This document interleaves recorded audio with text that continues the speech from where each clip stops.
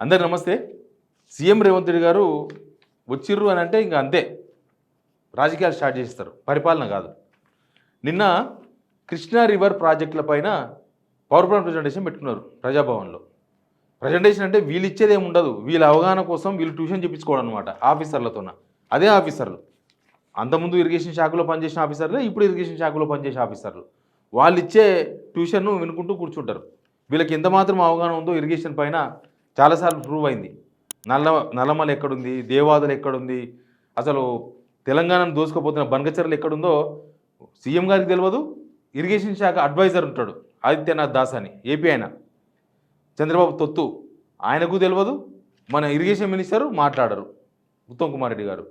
ఇట్లా వాళ్ళకి ఎంత అవగాహన ఉందో మనకు తెలుసు కాబట్టి వాళ్ళు పవర్ పాయింట్ ప్రజెంటేషన్ పేరుతో నేర్చుకుంటుంటారు. మంచిదే, నేర్చుకోవడంలో తప్పు లేదు, నేర్చుకోవాలి. అందరికీ అన్ని విషయాలు తెలియదు, నేర్చుకోవడంలో కూడా తప్పు లేదు. కానీ వాళ్ళు మాట్లాడిన మాటలు మొన్న తెలుసుగా మీకు, సోమాజిగూడ ప్రెస్ క్లబ్లో కేటీఆర్ పోయిండు సవాల్ విసిరితే. ఎవరు విసిరిన సవాల్? రేవంత్ రెడ్డి గారు విసిరిన సవాల్. రైతులకు ఎవరు బాగు చేసిండ్రు, రైతు రాజ్యం ఎవరిదో వస్తారా సవాల్కు అని మోడీకి, కిషన్ రెడ్డికి, కేసీఆర్కు, కేటీఆర్కు నలుగురికి సవాల్ విసిరిండు. నేను కార్యకర్తలను తీసుకొని వస్తా అన్నారు. కార్యకర్తలను తీసుకొని వస్తారంటే ఆల్మోస్ట్ అది అసెంబ్లీ కాదని అందరికి అర్థమైపోతుంది కదా. ప్రెస్ క్లబ్ రాలేదు, కానీ ఇప్పుడు వచ్చి మాట తిప్పేసిండు. అన్ని విషయాల మీద మాట్లాడదాం. మాట్లాడకన్నా ముందు సబ్స్క్రైబర్స్ అందరికీ థ్యాంక్స్. కొత్తగా సబ్స్క్రైబ్ చేసుకునే వాళ్ళందరికీ స్వాగతం. సబ్స్క్రైబ్ చేసుకోండి. ఈ ఉరుమి మంగళం మీద పడ్డాడు పిడుగొచ్చి. ఇప్పుడు ఈయన సవాల్ విసిరిండు, ఆయన సవాల్ స్వీకరించిండ్రు. ఆయన సై అన్నాడు, ఆయన వచ్చిండు, ఈయన పోలేదు. ఇప్పుడు ఏమంటారు, ఉరుమి మంగళం మీద పడ్డట్టు వచ్చి ప్రెస్ క్లబ్ మీద పడ్డారు రేవంత్ రెడ్డి గారు. ఒక రాష్ట్ర ముఖ్యమంత్రి తెలంగాణ అంతా నాది అనుకోవాలి, తెలంగాణ ఉన్నోళ్ళంతా నా వాళ్ళు అనుకోవాలి, తెలంగాణ ఉన్న ఆస్తులన్నీ మనవి అనుకోవాలి. నావి అనుకుంటే ప్రమాదం. మళ్ళా తెలంగాణ మొత్తం నాదే అనుకోవాలి. నాది అన్నకన్నే మనది అని వస్తుంది. కానీ ప్రెస్ క్లబ్ను ఎందుకో కాంగ్రెస్ వాళ్ళు అధికారం రాకముందు ప్రెస్ క్లబ్నే వాడినరు. అదే ప్రెస్ క్లబ్లో ఇప్పుడున్న సీఎం, అప్పుడున్న పీసీ చీఫ్ రేవంత్ రెడ్డి గారు మీడియా ప్రెస్ అని చెప్పి మా జర్నలిస్టులు చాలా గౌరవంగా పిలిచిండ్రు. ఆయన వచ్చిండు. మరి ఆ రోజు నేను క్లబ్లోకి రాను, ఈ క్లబ్బులు గిబ్బులు నాకు నడవంటే బాగుంటుండే, కానీ వచ్చిండు. ఆడ మీడియా ప్రెస్ అయ్యింది, చాలాసార్లు రౌండ్ టేబుల్ మీటింగ్లు జరిగినాయి, దానికి వచ్చిండ్రు. కానీ ఇప్పుడు మాట్లాడిన మాటలు చాలా దారుణంగా ఉన్నాయి. ఆ ఒక వీడియో చూడండి, చూసిన తర్వాత మనం మళ్ళీ కంటిన్యూ అవుదాం. వీధుల్లో కాకుండా, క్లబ్బుల్లో కాకుండా, పబ్బుల్లో కాకుండా, ప్రజల ముందు చులకన కాకుండా చట్టసభలలో మనం చర్చ చేసుకుందాము. రండి, మీ అనుభవంతో మీ చేసిన ప్రయత్నాలన్నీ వివరించండి. ఏమంటున్నారు? క్లబ్బుల్లో కాకుండా, పబ్బుల్లో కాకుండా మా జర్నలిస్ట్ క్లబ్బును, మన హైదరాబాద్ క్లబ్ అది, దానికి ఒక హిస్టరీ ఉంది. అది రేవంత్ రెడ్డి గారు రాజకీయాలకు రాకముందు నుంచి ఉంది ఆ క్లబ్బు. 30 సంవత్సరాల చరిత్ర. ఎందరో ముఖ్యమంత్రులు అక్కడికి వచ్చిపోయిన వాళ్ళు ఉన్నారు, ఎందరో అక్కడికి వచ్చిన వాళ్ళే ముఖ్యమంత్రులు అయినన్న ఒక అది కూడా ఉంది, అక్కడికి వస్తే ముఖ్యమంత్రి అవుతారు అని. ఎంతోమంది పేద ప్రజలు వాళ్ళ కష్టాలను చెప్పుకోనికే మా ప్రెస్ క్లబ్బే ఒక అడ్డా. చాలామంది తక్కువ, ఇప్పుడు 2000 అయింది, కానీ అంతకుముందు 500, 1000 ఉంటుండే. ఇంకా 2000 రూపాయలు పెడితే మీరు గంట సేపు మాట్లాడచ్చు. మీడియా మొత్తం అవైలబిలిటీ ఉంటుంది అక్కడనే, మీడియా మొత్తం ఉంటుంది.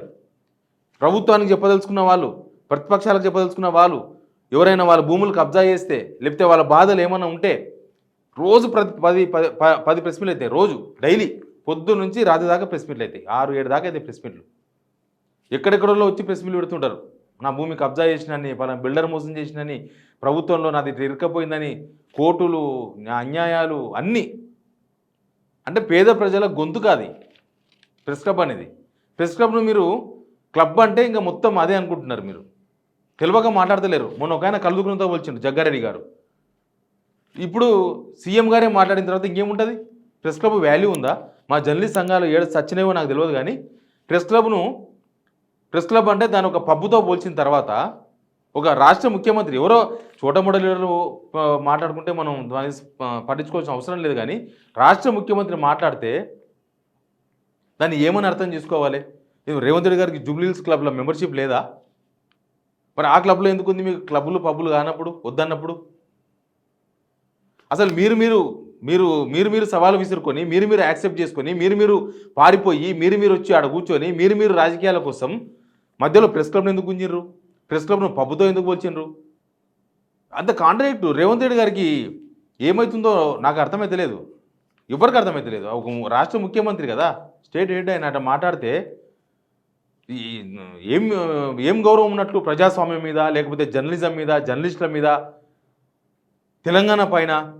ఆ ప్రెస్ క్లబ్ తెలంగాణ ఉద్యమంలో కూడా ఒక అడ్డనేది. తెలంగాణ ఉద్యమంలో అక్కడి నుంచి ఎన్నో, తెలంగాణ ఉద్యమం టైంలో కూడా అక్కడి నుంచే మన గొంతుకలు అన్నీ వినిపించినాయి. అట్లాంటి ప్రెస్ క్లబ్ను అట్లా దుర్భాషణడం ఎంతవరకు కరెక్టు? ఇంతవరకు ఏ ముఖ్యమంత్రి మాట్లాడలేదంట. నేను మాట్లాడిన సీనియర్ జర్నలిస్ట్తోన అసలు ఎవరు మాట్లాడాలి ఇప్పటిదాకా అట్లా ప్రెస్ క్లబ్ను అంత చునకన చేసి అంటున్నారు వాళ్ళు. అది ఏం లాంగ్వేజు? అది మీరు తిట్టుకోండి, పొలిటీషియన్స్ తిట్టుకుంటేనే జనం చూసుకుంటారు మీ సంగతి ఏందో. కానీ ప్రెస్ క్లబ్ ఎందుకు ఉంచారు మధ్యలోకి?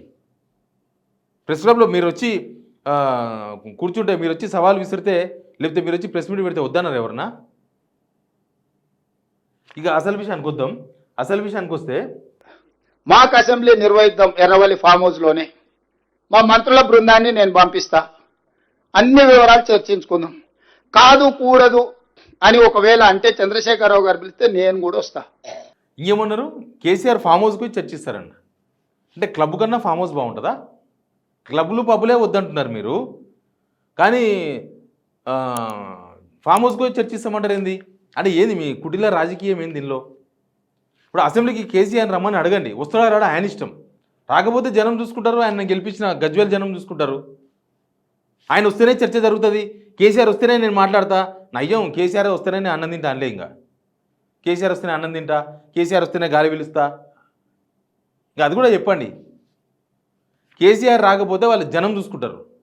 మీరు ఏం చేస్తారో చెప్పండి. ఒక ముఖ్యమంత్రిగా మీరు ఏం చేస్తారో చేయండి, సభ పెట్టండి, సభకు వాళ్ళ పార్టీలు వస్తారో రారో చూద్దాం.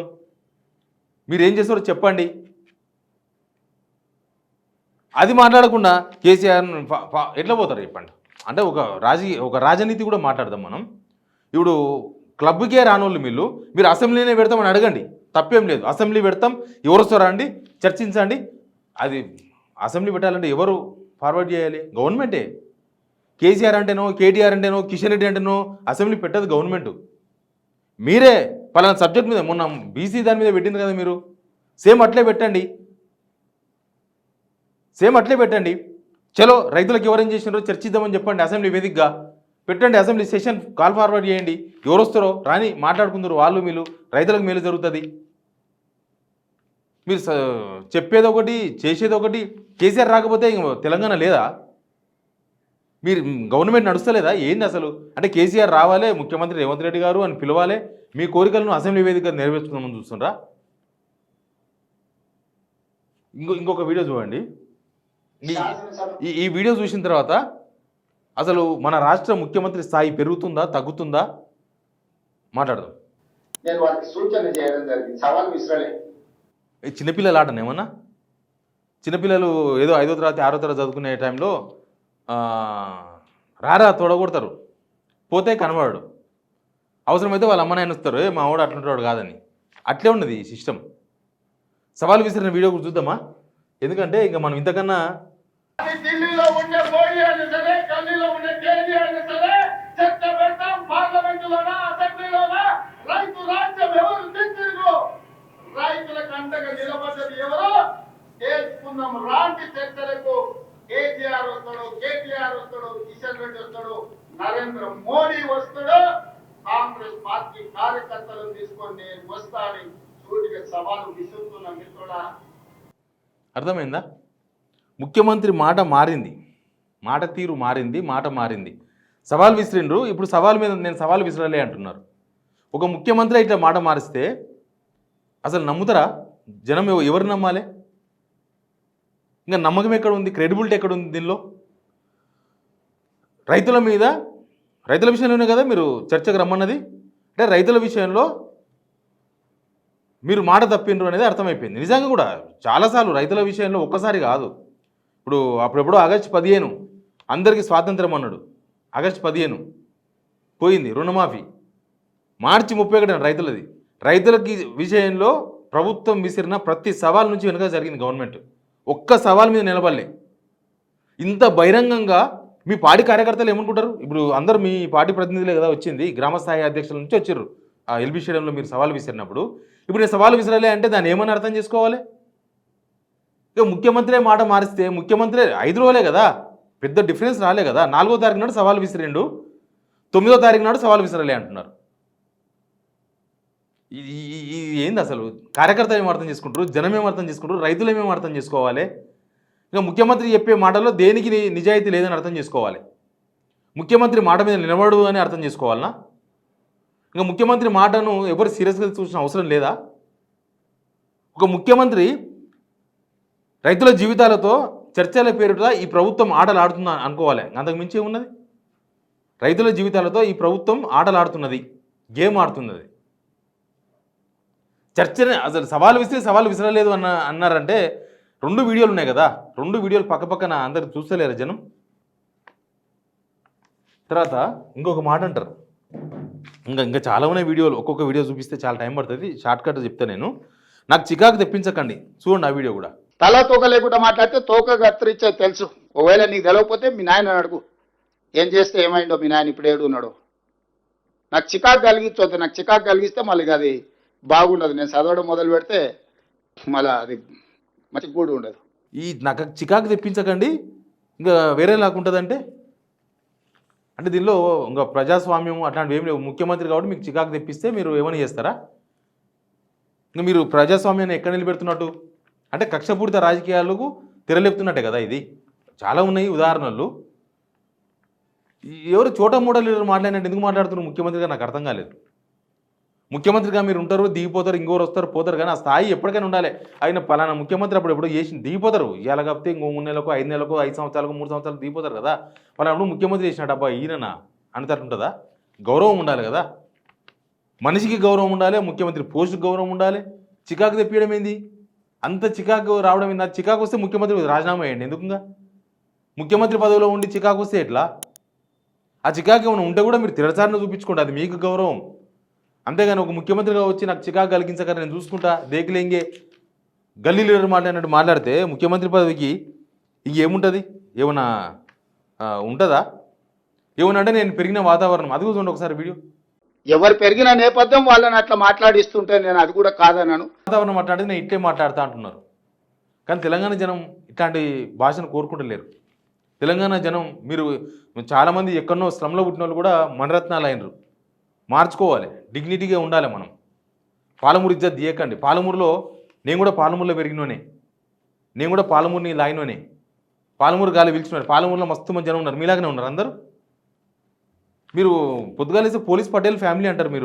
మీ పోలీస్ పటేల్ ఫ్యామిలీలో ఇట్లా పెరిగితే తిండి తినక తిని కూలిపోయి కింద పడి మీద పడి బర్రెలు కాసి ఎద్దులు కాసి వాళ్ళ వాతావరణం ఏముంటుంది? మరి వాళ్ళు ఏం చేయాలి ఇప్పుడు? అంటే రేపు నాడు ఎవడన్నా మర్డర్లు మానభంగాలు చేసినోడు నేను పెరిగిన వాతావరణం అట్లాంటిది నేను ఇంతే అంటే నడుస్తుందా? పెరిగిన వాతావరణాలు కాదు కావాల్సింది, మీరు ఉన్న వాతావరణం కావాలి కదా. మీరు ముఖ్యమంత్రి అయినరు, మా తెలంగాణకు మా పాలమూరు గౌరవం నిలబడాలి. కానీ నేను ఎవడని చూస్తే పాలమూరులో అంతా ఇట్టే ఉంటుందేమో, వాళ్ళు విన్న వాతావరణం గిట్టే ఉంటుంది, గిట్టే మాట్లాడతారేమో అనుకుంటారు. కానీ సారీ సుమా, మిగతా 9 జిల్లాల ప్రజలు అట్లా భావించవద్దు. పాలమూరులో ఇట్లా మాట్లాడుకోము, పాలమూరులో ఇట్లాంటి వాతావరణం ఏముండదు, మంచిగా ఉంటుంది పాలమూరు వాతావరణం. పాలమూరు బిడ్డలు మనసుతో ఉంటారు, మంచి మనసుతో ఉంటారు. మరి ఈ లాంగ్వేజ్ ఏందో ఇదేందో అర్థం కాలే. నేను రైతు బిడ్డ అని చెప్పుకుంటారు. రైతు బిడ్డ అంటే అందరు రైతులను ఎందుకు మోసం చేస్తున్నాం? రైతు బిడ్డ అని చెప్పుకొని రైతులను ఎందుకు మోసం చేయాలి? నేను పొద్దుగా అన్నం తినేసి వచ్చినా అంటారు, రైతు బిడ్డను కూడా అన్నం తినేసి వచ్చినా అంటారు, మంచిదే. కానీ రైతులనే మోసం చేసి రైతుల పేరు మీద సవాలు విసిరి రైతుల పేరు మీద రాజకీయం చేయబోయి రైతుల పేరు మీద బోర్ల బొక్కల పడి ఇన్ని చేసి ఇంకా రైతులకు ఏం చేద్దాం అనుకుంటున్నారు? మీరు పాలమూరు రైతుల విలువ ఎందుకు తీస్తారు మీరు? ఎనీవే, రేవంత్ రెడ్డి గారి మాటలు ముఖ్యమంత్రి పదవిని దించేసే విధంగా మా ప్రెస్ క్లబ్ మీద మాట్లాడైతే ఆయన గౌరవం లేకుండా చేసుకుంటున్నారనిపిస్తుంది. ఏం జరుగుతుందో తెలంగాణలో ఈ రాజకీయాలను చూస్తుంటే దీనికోసమా తెలంగాణ తెచ్చుకుంది, దీనికోసమా మార్పు కోసమని ఈ ప్రభుత్వాన్ని తెచ్చుకుంది అనిపిస్తుంది అందరికీ. పరిపాలన ఏంటి స్వామి అంటే పొద్దుగా లేస్తే కేసీఆర్ కేటీఆర్ గది గిది ఇదే పని. వాళ్ళు ఓడిపోయిన నిమ్మలంగా ఉన్నారు. అసలు కేసీఆర్ నాకు తెలిసి రేవంత్ రెడ్డి ఫామ్ హౌస్ ఓడు కాదు, కేసీఆర్ రేవంత్ రెడ్డి పేరు తీసుకోవడేమో. ఇంకా సలహాలు ఇవ్వమంటారు, ఎట్లా ఇస్తారు సలహాలు? మీరు ఇన్ని శాపనార్థాలు పెట్టి ఇన్ని తిట్లు తిట్టి ఇన్ని మాటలు మాట్లాడి కేసీఆర్ ఎక్కడి నుంచి ఇస్తారు సలహాలు? ఎవరైనా సరే మన పక్కింటిని ఫుల్లు తిట్టి పలానా మాట మాట్లాడతారా నా తప్పనంటే వచ్చి మాట్లాడతారు ఎవరన్నా? ఎక్కడ పోతుందో తెలంగాణ జనమే అర్థం చేసుకోవాల్సిన అవసరం ఉంది. Please subscribe signal TV.